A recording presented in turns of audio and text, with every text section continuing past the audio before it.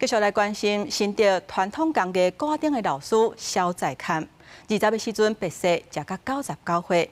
蕭老師前10歲就對因老爸學做古仔燈，這一個做就是一世人。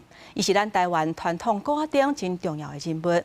另一日文化部才公布蕭老師摕到第7屆國家文化資產的保存獎，卻是傳出伊過往的消息，大家攏感覺真唔甘。所以會請總統頒褒揚令來感謝伊對文化的貢獻。我的花燈甲別人的花燈無同，我的花燈是看過就有這樣的物件會顯出來。講到花燈，蕭在坎老師的眼神攏發光，伊10歲就開始對老爸學做燈。直到尾100歲也繼續咧做，無論是古紙、天布、上色，有的手工每一步攏是傳統工藝。蕭在坎老師是台灣傳統花燈重要代表人物，聽到老師過身的消息，包藝術界感覺遺憾。蕭在坎老師是我們台灣唯一是以花燈工藝為主的一個藝術家。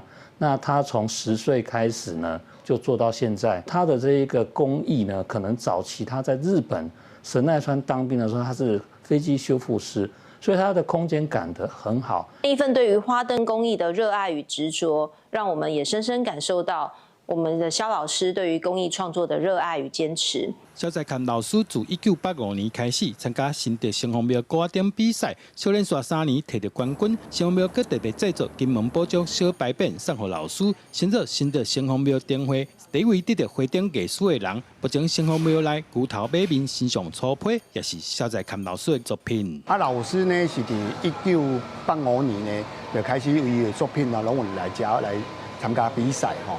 老師的作品一般因為伊做足久的吼，阮聽講大家對伊的作品哦，感覺講伊做的迄古仔燈吼，是迄算講手工足幼的吼，回路嘛足水的吼，大家對伊的作品呢，攏感覺真正是足讚的。除了專業技術，蕭在坎老師把長期投入工藝的創新甲教育推廣的工課，讓花燈有新的生命。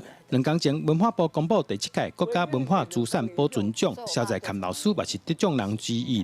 文化部長聽到老師過身，也真唔甘，也請總統頒褒揚令來表揚老師對無形文化資產的保存傳承的貢獻。記者杜君和新竹報道。